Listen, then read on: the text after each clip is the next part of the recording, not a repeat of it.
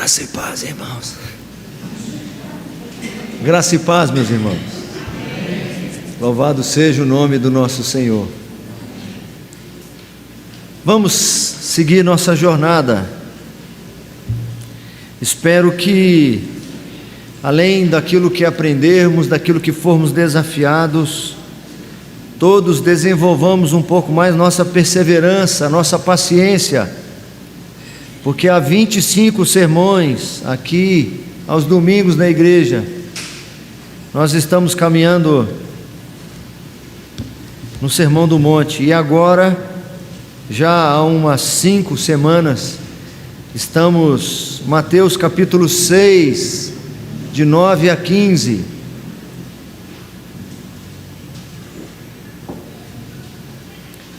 Vamos abrir a palavra de Deus em Mateus capítulo 6. Esse texto nós não projetamos aqui, para que os irmãos, ao menos na hora do sermão, manuseiem a Escritura Sagrada. Mateus capítulo 6, de 9 a 15. Assim diz o texto sagrado: portanto, vós orareis assim: Pai nosso que estás nos céus, santificado seja o teu nome. Venha o teu reino, faça-se a tua, assim na terra como o pão nosso de cada dia dá-nos, e perdoa-nos as nossas, assim como nós temos perdoado aos nossos, e não nos deixes cair mas livra-nos do mal, pois teu é o poder e a glória. Amém. Juntos o 14 e o 15. Porque se perdoardes aos homens as suas ofensas, também vosso Pai Celeste vos perdoará. Se porém não perdoardes aos homens as suas ofensas, tampouco vosso Pai vos perdoará as vossas ofensas. Oremos mais uma vez, irmãos. Senhor Deus, santo, eterno, majestoso, exaltado seja o teu nome. Nos humilhamos diante de ti nesta hora, Senhor. Nos prostramos, esvaziados de nós mesmos, para sermos como recipientes que precisam ser abastecidos na fonte, recebendo da tua graça, Senhor, recebendo das porções da tua palavra, para alimentar nossa alma, para dessedentar nosso homem interior. Precisamos ouvi-lo, Senhor. Carecemos de ouvi-lo, ó Pai. Assim como a corça suspira pelas correntes das águas, nossa alma tem sede de ti, Senhor. Nossos pensamentos vagueiam em muitos lugares e corremos o risco de, ainda que presencialmente aqui, estarmos ocupados ou preocupados com tantas outras situações, ó Pai. Mas te imploramos, ó Deus, ao exemplo do que nos ensinou o apóstolo Paulo, leve nossa mente cativa, Senhor, à tua presença. Que nada mais importe nessa hora, Senhor, senão a tua companhia, senão usufruirmos da tua presença excelsa, majestosa e também consoladora. Em nome de Jesus, ó Pai, que o teu óleo precioso do teu Espírito Santo seja como um bálsamo, Senhor, no íntimo de cada um nesta hora, Senhor. Instrua a tua igreja, Senhor, o povo de tua propriedade exclusiva, é a noiva do Cordeiro, é a menina dos teus olhos, é a nação santa, de sacerdócio real, povo de tua propriedade exclusiva, Senhor. Fala com o teu povo, Senhor, fala com o teu servo, pecador miserável, e através da minha voz, que seja tu mesmo falando nesta hora, Senhor, que eu fique invisível, que eu diminua, e que o que for de mim, que de alguma forma pudesse impedir a compreensão do teu povo, que seja neutralizado, e qualquer outra distração, qualquer perturbação, em nome de Jesus, que sejam nesse momento neutralizados, ó Pai. Que a nossa atenção, que os nossos olhos estejam fitos no Senhor, em nome de Jesus. Amém, Senhor.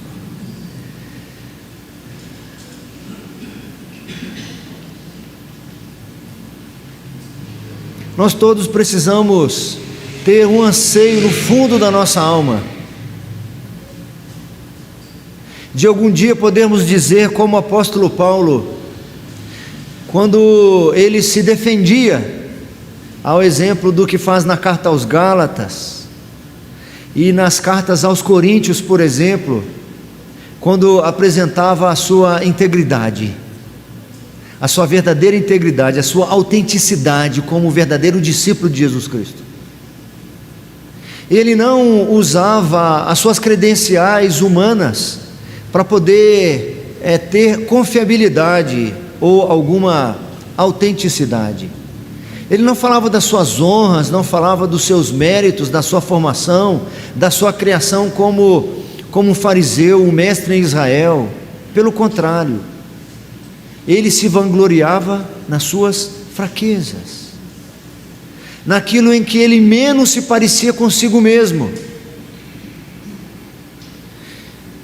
Oh Senhor, pudéssemos nós, num tempo breve da nossa existência, podemos dizer como o apóstolo Paulo, logo, já não sou mais eu quem vive, mas Cristo é quem vive em mim, e esse viver que eu tenho na carne, eu vivo pela fé naquele que me amou e por mim mesmo se entregou. Que religiosidade é essa, irmãos? Diferente de tudo que o mundo concebeu até então. Que impacto os ouvintes de Jesus tiveram quando ele começou a proferir este sermão chamado Sermão do Monte. Como ele quebrou paradigmas, como ele confrontou com a relação que as pessoas tinham com a sua divindade, como ele confrontou e afrontou o tipo de fé que as pessoas tinham, os valores que elas possuíam, aquilo que elas valorizavam como bom ou ruim, como elas foram confrontadas. Quanto mais vazio é que é melhor, quanto mais no fim da fila é que é melhor, quanto mais ofensas, quanto mais perdas é melhor, porque quem perde a sua vida de fato está ganhando a sua vida. Eu anseio que você também tenha esse anseio. Eu desejo do fundo do meu coração que todos aqui, meus irmãos, a exemplo dessas paredes, estou aqui parafraseando o apóstolo Paulo, se tornassem qual ele mesmo é, vazio de si mesmo. Se eu tiver que me vangloriar, então eu vou me vangloriar. Conheço um homem que no corpo ou fora do corpo eu não sei, Deus o sabe. Foi até o terceiro céu e viu coisas inefáveis, que não é lícito a esse homem declarar. Se no corpo ou fora do corpo eu não sei, Deus o sabe. Aí ele continua dizendo, e você percebe que ele estava falando disso, dele. Por causa disso me foi posto um espinho na carne, mensageiro de Satanás para me esbofetear. Por causa disso 3 vezes pedi ao Senhor que o afastasse de mim, e ele me disse, a minha graça te basta, porque o meu poder se aperfeiçoa justamente na sua fraqueza. De boa vontade, pois, então, muito mais agora, me gloriarei na minha fraqueza, muito mais agora preferirei as ofensas, as perseguições, as renúncias e as perdas, porque eu entendi que quando estou fraco, é que então eu estou forte. Quando eu achava que estava forte, na realidade eu estava fraco. Nós precisamos definitivamente, irmãos, reconhecer isso, engolir isso, mastigar, e ter isso gravado em nosso coração. Ser discípulo de Jesus é ser diferente, irmãos. Não só diferente dos outros, mas diferente de mim mesmo, diferente de quem eu sempre fui. Se eu tenho lido a Bíblia e não tenho sido confrontado com esta verdade, eu não tenho lido direito. Talvez eu esteja lendo com muitos pressupostos, querendo procurar algumas coisas, e estou deixando de ler aquilo que de fato precisava ler. Se o púlpito da minha igreja não tem me ensinado isso, eu não tenho sido confrontado. Se durante a minha vida religiosa as participações aos cultos, escola bíblica dominical, estudo bíblico, encontro de casais e tarará, tarará, tarará, acampamentos e quaisquer outros encontros, se eu não estiver sendo confrontado com esta verdade que eu não posso mais ser quem eu sempre fui, eu não estou ouvindo direito a mensagem. A mensagem está sendo adequada talvez às minhas necessidades, aos meus interesses, e não de fato aquilo que eu precisaria ouvir.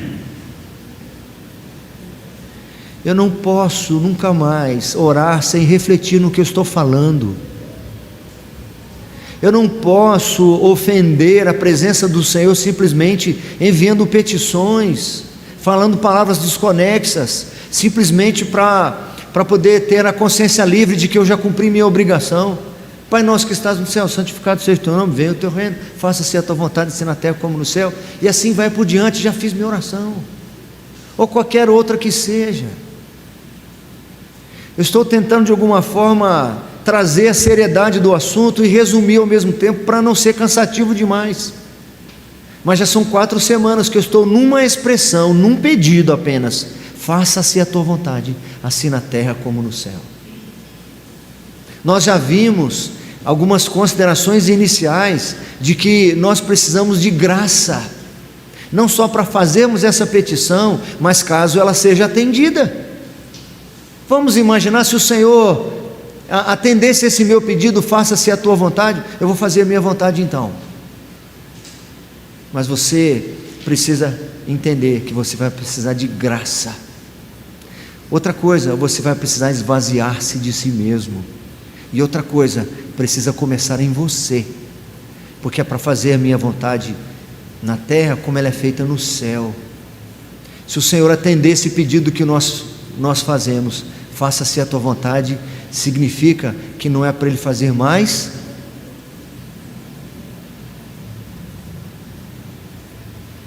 se é para Ele fazer a vontade dEle, se Ele atender esse meu pedido, faça-se a tua vontade, assim na terra como no céu, significa, se Ele fizer a dEle, significa não fazer mais a minha.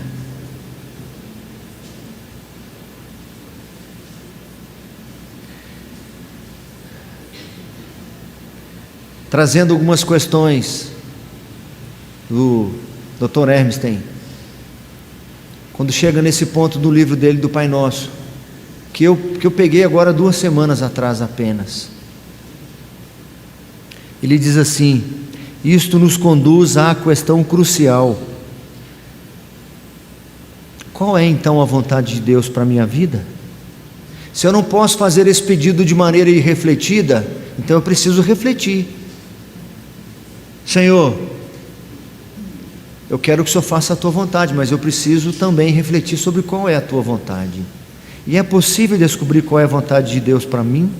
O que será que Deus deseja para mim? É possível encontrar alguma resposta clara, objetiva de Deus para as coisas mais variadas da minha vida? É possível encontrar as respostas básicas e elementares, e com base nelas, então eu poder saber até mesmo as coisas mais corriqueiras e passageiras. Eu tendo a estrutura, a conjuntura fica mais fácil. Nós vimos na semana passada, investigando a palavra de Deus, para responder essa pergunta: qual é a vontade de Deus para a minha vida? Qual é a vontade de Deus para a vida do seu povo? A primeira coisa que nós vimos foi o arrependimento sincero. Deus requer que os seus eleitos passem por um arrependimento sincero e se arrependam sinceramente, tantas quantas forem as vezes necessárias. Que sejam pessoas tão quebrantáveis que mesmo quando elas tiverem dúvida se de fato elas me ofenderam, elas se arrependam assim mesmo. E que elas estejam tão conscientes de que muitas vezes e de muitas maneiras elas me desagradam e entristecem o meu Espírito Santo, que elas pedem perdão e se arrependem até das coisas que elas não têm consciência que elas fizeram. Essa foi a oração que Davi fez. Ele fala, e da transgressão, lá no Salmo 19 ele diz assim: também da soberba livra o teu servo, e livra-me das que me são ocultas. Quando eu for soberbo, o Senhor me perdoa. Mas e quando eu não perceber que eu errei? Livra o teu servo daquilo que me é oculto. Nós vimos textos que reforçam isso. Nós vimos que a vontade do Senhor para nós é de estarmos libertos do mundo, estarmos desarraigados deste mundo, que tenta de toda maneira apelar, usar todas as artimanhas para nos manter cativos dele, com práticas perversas e pecaminosas, com posturas, com condutas, com costumes. Há um ditado antigo que diz que é do cachimbo e boca torta. Como é que diz? O costume do cachimbo deixa a boca torta. A pessoa já não fuma o cachimbo mais, mas ela continua com a boca torta. Práticas da vida toda. O Senhor veio para nos libertar disso, e Ele requer que nós estejamos libertos do mundo, libertos de quem nós mesmos fomos sempre. É interessante que nós fazemos essa oração, faça-se a tua vontade, mas no nosso dia a dia a gente olha para algumas pessoas e pensa assim: isso aí não tem jeito não, pastor, isso é assim mesmo. Mas a vontade do Senhor é que nós estejamos libertos do mundo. Nós vimos também que o Senhor requer que nós tenhamos uma obediência integral. Hoje, número 4, um ponto muito importante para nós: gratidão. O apóstolo Paulo, escrevendo aos Tessalonicenses, ele diz: em tudo dai graças, porque esta é a vontade de Deus em Cristo Jesus para convosco. É muito explícito, é muito claro o imperativo aqui. Em tudo, não em algumas coisas, não quando for conveniente, não quando for agradável, mas em tudo dai graças, porque esta é a vontade de Deus em Cristo Jesus para convosco. Faça-se a tua vontade, assim na terra como no céu. Senhor, eu preciso ser agradecido, porque esta é a tua vontade. Há aqui uma explicação sobre o termo. Aqui nesse versículo, aqui está num imperativo, numa forma verbal. Eu não quero entrar muito em detalhes, mas numa forma verbal. E numa forma verbal que a ideia não é uma opção, é uma determinação, é uma ordem. Em tudo dai graças. Não é quando você sentir vontade, dê graças.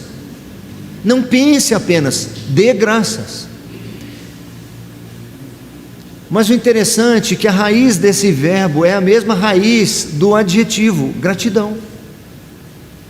Então logo nós fazemos uma ligação. Precisa estar ligada a ação de dar graças com o sentimento de gratidão.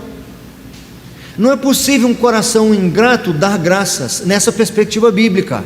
Nós damos um jeito de agradecer quando nós não gostamos. Outro dia vi uma pessoa uma jovem senhora que devia vestir 44 e ganhou um presente que devia ser o tamanho, se uma camisa, uma blusa era mais ou menos, devia ser, eu não sei, eu não vi a etiqueta, mas devia ser 38. Ela deve ter pensado assim: eu acho que a metade de mim serve.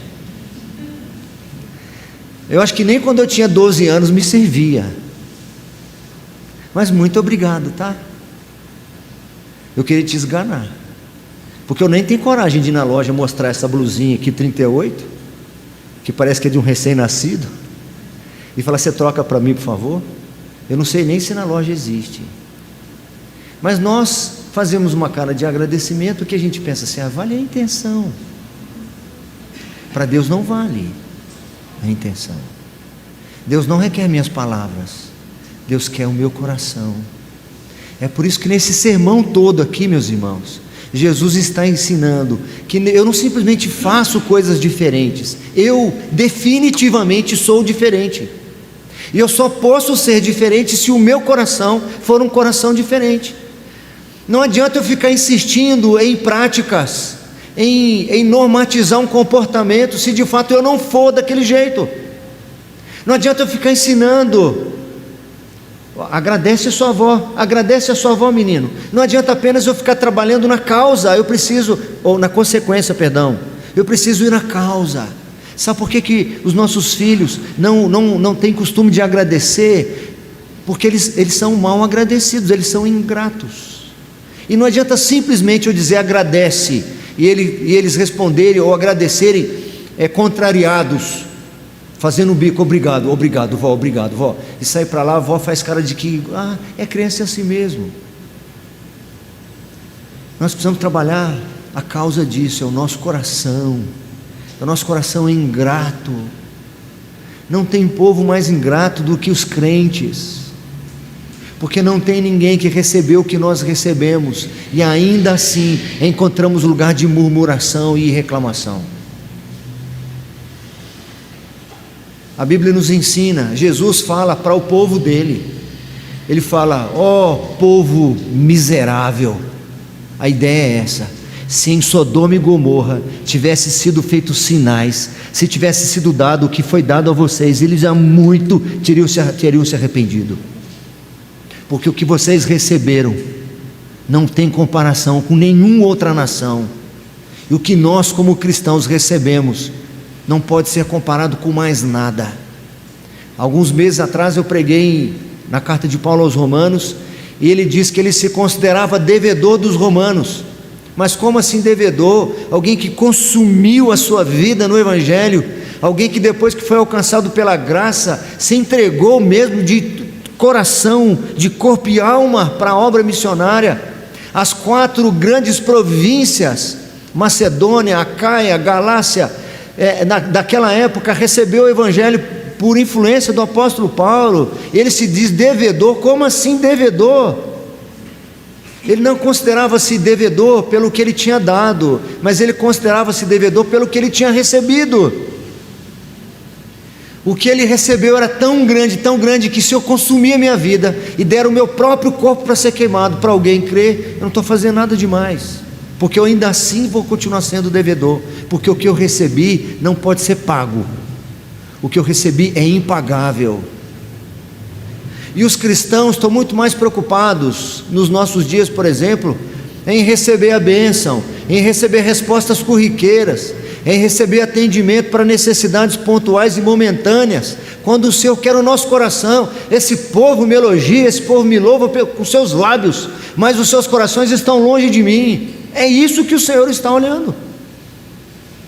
E essa deveria ser a nossa petição, talvez até antes de pedir faça-se a tua vontade, de maneira inadvertida: Senhor, transforma o meu coração, transforma o meu íntimo, transforma o meu ser, porque aí eu vou me agradar quando o Senhor fizer a sua vontade, porque enquanto eu for quem eu for, eu vou pedir faça-se a tua vontade, mas no fundo eu não vou querer que o Senhor faça, porque eu quero que o Senhor faça a minha. Sabe por quê? Porque quando uma pequena coisa sai e me desagrada, eu fico perguntando: por que o Senhor deixou? Por que o Senhor deixou? Por que isso comigo? Por que eu tive que sepultar essa pessoa querida? Por que eu tive que passar por isso? Porque foi a minha vontade. Você não quer que eu faça a minha vontade?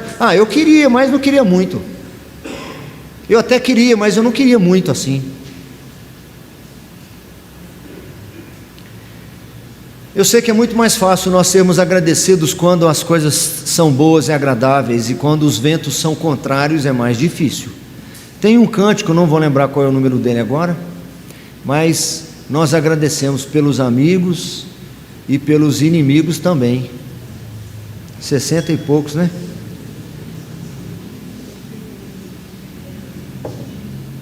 Como é que é? O comecinho que você fez? Acho que é o 62, né? Graças te dou por tudo que me der. Esse, né? Esse mesmo. Depois fala pelos amigos e os inimigos também. Eu também te agradeço. Mas nós encontramos a Bíblia nos ensinando que nós devemos agradecer também pelas aflições. Em tudo dai graças. O salmista diz assim, releia o Salmo 119, irmão, mastiga aquele texto precioso. O salmista diz assim no verso 71, foi-me bom ter eu passado pela aflição, para que aprendesse os teus decretos. Foi-me bom ter eu passado pela aflição, para que aprendesse os teus decretos. Irmãos, isso não está desatualizado em muitos púlpitos dos nossos dias. As pessoas querem ouvir mensagens triunfalistas, de vitória. Que negócio é esse? Alguns anos atrás, uma pessoa veio falar comigo, uma senhora já, que eu estava pregando e falando alguma coisa sobre isso, sobre a importância dos desertos que passamos em nossa vida, e que nós devemos ser agradecidos pelos desertos. E ela disse que na hora que eu estava pregando, ela baixou a cabeça e falou assim, eu não vou agradecer não, o deserto é ruim demais, aflição eu não quero isso para mim não, eu não tomo posse disso, eu rejeito isso, sei lá, alguma coisa disso que ela falou. Ela não me disse isso na hora, ela me disse isso muito tempo depois, quando passou por um episódio traumatizante na vida dela. Traumatizante, eu não vou dizer aqui agora, mas Deus fez uma obra tão tremenda na vida dela. Você imagina uma pessoa se atirar do 5º andar de um prédio, cair em pé e começar a quebrar tornozelo, quebrar tíbia, rótula, o fêmur entrar por dentro do abdômen, perfurar bexiga, intestino. Quando eu fui ver essa senhora na UTI do Hospital das Clínicas, ela estava com a cabeça desse tamanho. Eu voltei de lá, eu fui pregar logo em seguida. Eu chorei igual criança no culto, porque eu não conseguia imaginar. E a pessoa ficou viva, Deus manteve-a viva, com um pequenino problema, a perna um pouquinho mais curta que a outra.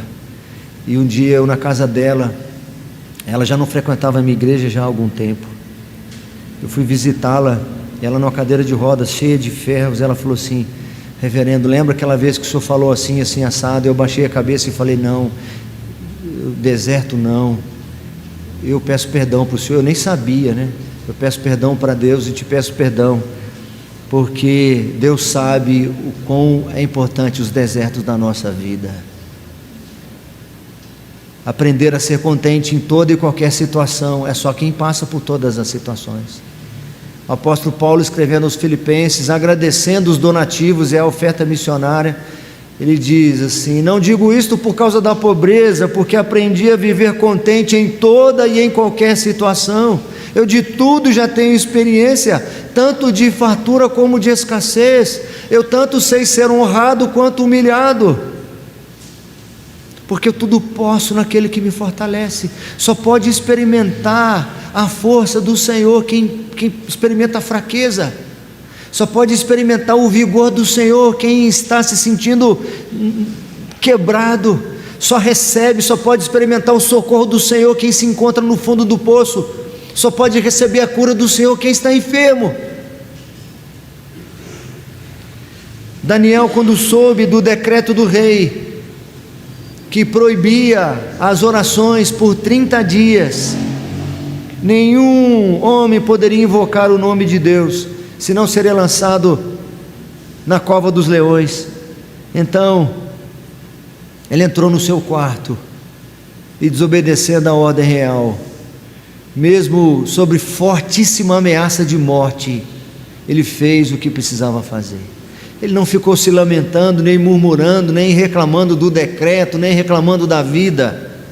Diz o texto, Daniel, pois, quando soube que a escritura estava assinada, entrou em sua casa e em cima no seu quarto, onde havia janelas abertas da banda de Jerusalém, 3 vezes no dia se punha de joelhos e orava e dava graças diante do seu Deus, como costumava fazer. Você vai morrer daqui uns dias, e ele foi agradecer ao Senhor, como costumava fazer, com as janelas abertas, sem se esconder de ninguém. Nós acabamos de cantar um hino belíssimo aqui, irmãos. 171, dá uma olhada aí na letra para você ver.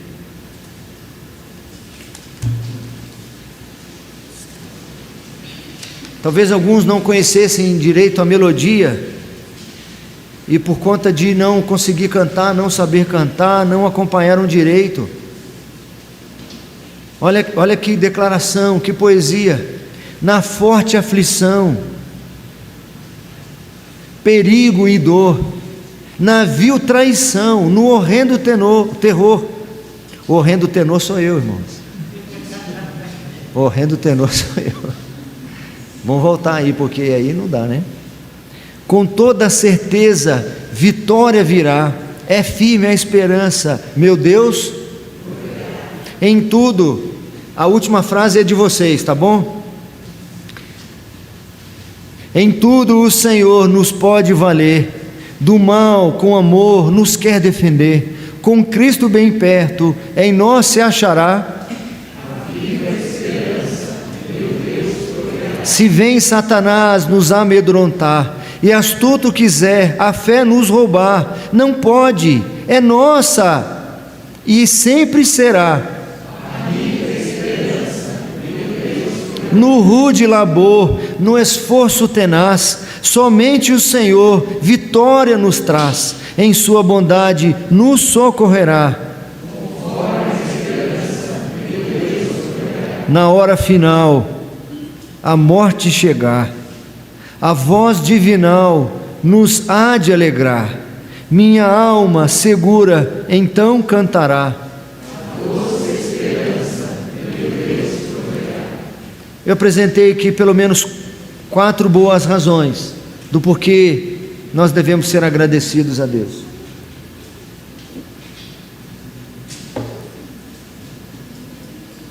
Primeiro, letra A, por ser Deus quem é. O salmista diz: o Senhor é Deus, Ele é a nossa luz. Tu és o meu Deus, render-te-ei graças. Tu és o meu Deus, quero exaltar-te. Rendei graças ao Senhor, porque Ele é bom, porque a sua misericórdia dura para sempre. Uma segunda razão, por sua bondade e misericórdia. As misericórdias do Senhor são a causa de não sermos consumidos, porque as suas misericórdias não têm fim. Terceiro, o seu socorro. Não podemos limitar nossa gratidão a apenas as coisas perceptíveis e visíveis. Há livramentos invisíveis que nós não concebemos, não enxergamos, não vemos. Me lembro do episódio na Bíblia, quando Pedro, cheio de arrogância, dizendo que os outros discípulos até poderiam fugir de Cristo e abandoná-lo, mas ele de maneira nenhuma faria isso. Aí Jesus disse para ele: Simão, Simão, Satanás vos requereu para te peneirar como trigo. Você não está vendo isso. Jó não estava vendo o que Satanás estava propondo para Deus. Toca na vida, toca nos bens dele, toca na vida dele. Nós não vemos o que acontece fora do ambiente humano e material. O salmista diz assim: o Senhor é a minha força e o meu escudo, nele o meu coração confia, nele fui socorrido, por isso o meu coração exulta e com o meu cântico o louvarei. É no Senhor que nós nos movemos, é no Senhor que nós respiramos, é no Senhor que nós existimos. O Senhor nos preserva, nos protege, nos guarda. Caiam 1000 ao teu lado e 10.000 à tua direita, e não serás atingido. Somente com os teus olhos olharás e verás o castigo dos ímpios. Porque me amou, porque se apegou a mim em amor, eu o livrarei e pô-lo-ei a salvo. Não é assim que diz o salmista? Hoje de manhã eu lembrei de um episódio que o Senhor, que aquilo era até então invisível, mas o Senhor permitiu que eu visse. Não foi nenhum anjo, não vi anjo nenhum. Se essa era a sua expectativa. Eu até uma vez pedi para ver anjo, rapaz. Estava uma época que muita gente contava que viu anjo, que viu. Eu estava orando no meu quarto sozinho, eu era um garoto, né? Assim, 18 anos, sei lá, 19. Eu estava orando assim, o Senhor, se tem anjo do Senhor aqui, deixa eu ver, não sei o quê. E o vizinho que tinha um galinheiro, que eu também tinha, né? Mas o galinheiro com telha de amianto. Aí que um gato correu, pulou atrás do outro lá brigando, pularam no telhado de amianto, fez um barulhão, né? Eu estou assim, se tiver algum anjo, deixa eu ver. Aí caiu, fez um barulhão, brrr. Eu arrepiei todo, fiquei. Depois eu descobri que eram os gatos, né? Eles começaram a gritar. Eu falei assim, eu não quero ver anjo nenhum, que eu já assustei só com um gato pulando ali. Se eu ver anjo aqui, eu não sei se o meu coração aguenta. Deixa eu ver só o que é para ver mesmo e tá bom demais. Mas eu era policial e a gente aprendeu na polícia que você no trânsito, você manda no trânsito, né? Você atravessava a rua assim, o pessoal que para.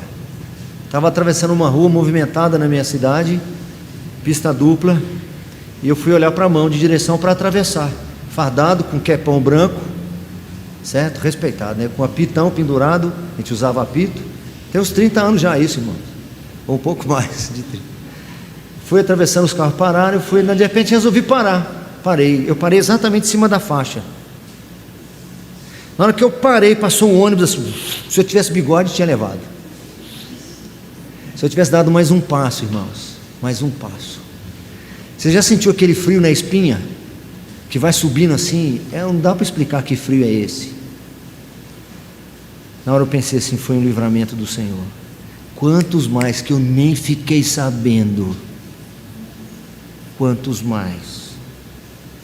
E eu consigo encontrar meios de reclamar. Eu repito, não tem ninguém mais ingrato do que nós, do que crentes. Neste sermão mesmo aqui do monte, Jesus vai dizer aqui no versículo 25, por isso, e nós vamos entender por que ele diz por isso, por tudo o que ele disse antes, vos digo, não andeis ansiosos pela vossa vida, quanto ao que haveis de comer ou beber, nem pelo vosso corpo, quanto ao que haveis de vestir. Não é a vida mais do que o alimento e o corpo mais do que as vestes? Mas na frente ele diz assim,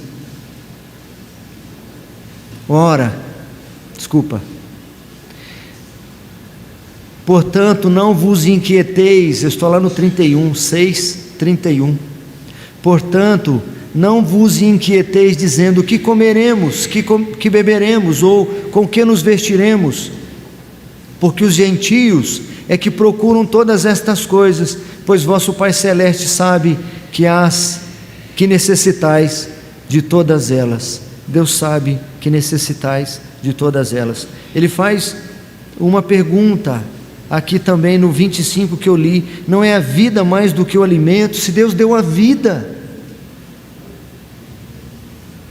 nós somos ingratos porque Cristo nos deu a sua vida por nós, morreu para que pudéssemos ser salvos, para que fôssemos salvos, e nós ainda reclamamos e murmuramos. Nós somos exatamente como aquele povo no deserto, que mesmo depois do Senhor abrir o mar vermelho para eles passarem a pé enxuto, quando se encontram com o lago, com a lagoa lá de Mara, começa a reclamar.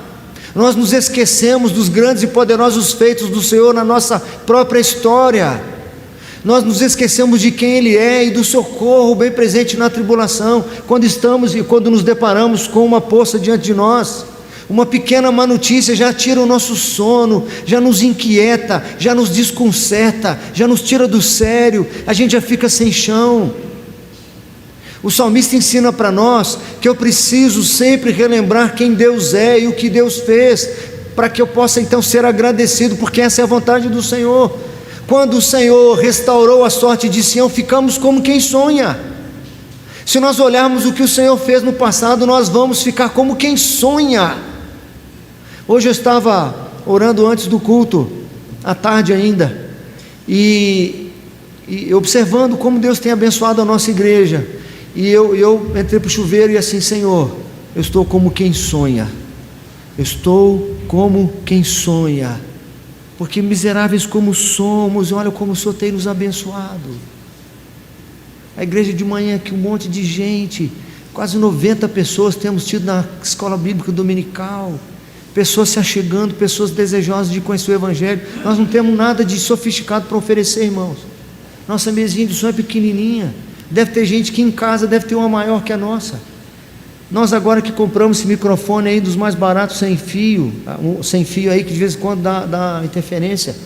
Tem gente em casa que está ouvindo a mensagem e fala: eu quero ajudar a comprar outro microfone, pastor, por favor, porque tem hora que eu não estou ouvindo vocês.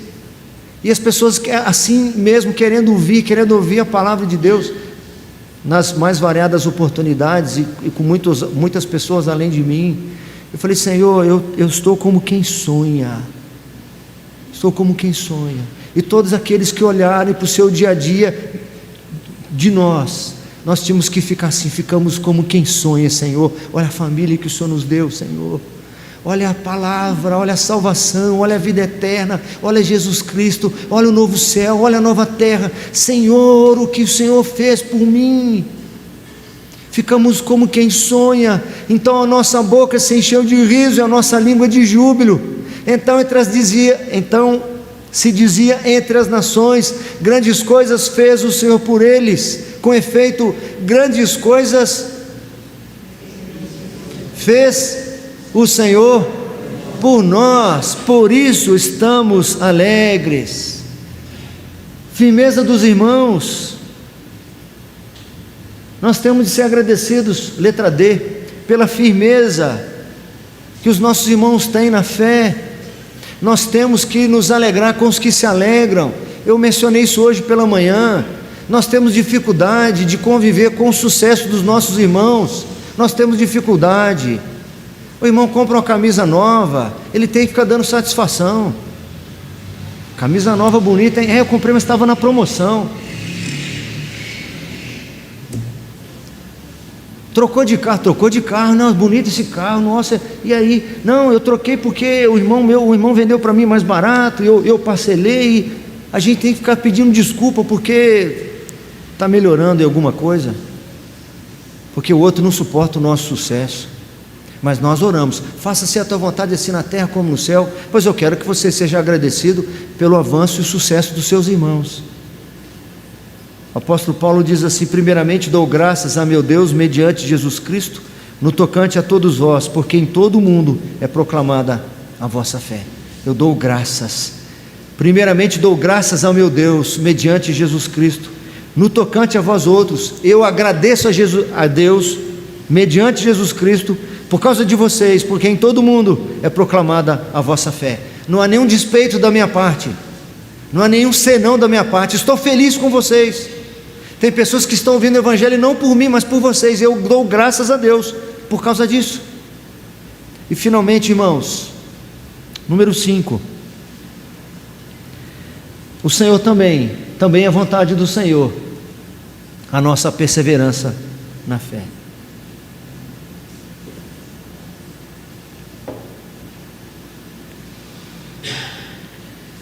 Andar com Cristo é para os fortes que são fortalecidos no Senhor. Andar com Cristo é para os fracos. Eu tenho um livro que o título é Plantar Igreja para os Fracos. Pastorear a igreja é para os fracos. Andar com Cristo é para os fracos de si mesmo, que buscam fortalecimento no Senhor. E quando nós reconhecemos nossa fraqueza e vamos nos revestir do poder do Senhor, então estaremos aptos para pelejar, para lutar. Irmãos, vou usar uma expressão bem coloquial: não tem esse negócio de mimimi para andar com Cristo. Não tem esse negócio cheio de não me toque. Não tem esse não me toque. Não estou querendo, estou aborrecido porque fulano não me cumprimentou direito, porque fulano não mencionou meu nome nos momentos de agradecimento. No meu aniversário ninguém falou nada. Alguém um dia falou para mim assim, não aqui, faz anos: pastor, eu não estou me agradando muito, eu esperava mais do Senhor. Eu falei: ô meu irmão, o que foi? No que eu frustrei você? Isso vai acontecer algumas vezes, mas eu quero saber. Ah, mas porque no aniversário da minha filha de 5 anos, o senhor só ligou para ela, o senhor não foi lá. Seu filho, você está frustrado por isso? Ah, fiquei até aliviado agora, porque achei que tivesse alguma coisa a ver com o meu caráter e com o meu ministério. Você está me avaliando mal. Quero que você me avalie. Eu preguei de alguma coisa que não fosse bíblica, eu ensinei alguma coisa errada, eu não socorri vocês no momento de aflição, não pastoreei vocês, não é nada disso. Então melhore sua avaliação, você está avaliando errado. Eu não estou aqui para ficar tomando cafezinho com você no aniversário. Se der eu vou, mas com certeza se ela estivesse no hospital, você não tenha dúvida que eu estaria lá com ela. Não tenha dúvida, você está me avaliando mal. O Senhor tem nos chamado, irmãos, para nós batalharmos, guerrearmos pela fé, nós fincarmos nosso pé, os valentes do Senhor. A Bíblia fala dos valentes de Davi. Davi tinha aqueles valentes, e um deles eu acho que era Samar, se não me falha a memória. O exército de Israel já tinha fugido diante dos filisteus, e ele fincou o pé. Diz ele que fincou o pé para defender um campo de ervilha, que era um mantimento para o seu povo. Ele fincou lá e lutou até a espada colar na mão, até a espada colar na mão. Nós fincamos nosso pé, meus irmãos, e batalhamos pela fé. Nós dobramos nosso joelho. Não foi do jeito que você queria, não importa, vamos adiante. Surgiram obstáculos, vamos adiante. O inferno está fazendo cerca, as portas do inferno estão ali bem trancadas, vamos avançar. Você foi ofendido, você foi humilhado, você foi desabonado em alguma coisa, foi esquecido em algum momento. Raça! Nós dependemos da graça. O Senhor nos dá graça, é da parte dele, e da nossa parte é raça. É raça. Vamos entrar nos lugares. Tem muito lugar que nós precisamos pregar, tem muitos lugares que nós precisamos levar o Evangelho, meus irmãos. O Senhor requer que nós perseveremos. Na nossa luta contra o pecado, nós não temos resistido até o sangue. O apóstolo Paulo aos Efésios diz assim: fortalecei-vos no Senhor e na força do seu poder, porque a nossa luta não é contra o sangue e a carne, sim contra principados e potestades, contra as forças espirituais do mal nas regiões celestes. Efésios capítulo 6, ele diz isso. Aí ele vai dizer lá de nós nos revestirmos de toda a armadura do Senhor. O autor aos Hebreus diz assim: com efeito, tendes necessidade de perseverança, para que, havendo feito a vontade de Deus, alcanceis a promessa. A vontade de Deus é que nós perseveremos, que nós insistamos, que nós continuemos. Quem quer vir após mim, negue-se a si mesmo, tome a sua cruz e me siga. Quem quiser vir após mim, deve não mais olhar para trás, deve pegar o arado e olhar adiante. Que o Senhor nos permita, de fato,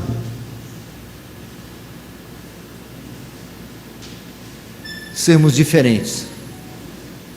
Que o Senhor transforme o nosso coração, que nós sejamos totalmente agradecidos a Ele. Que Deus nos dê graça e misericórdia.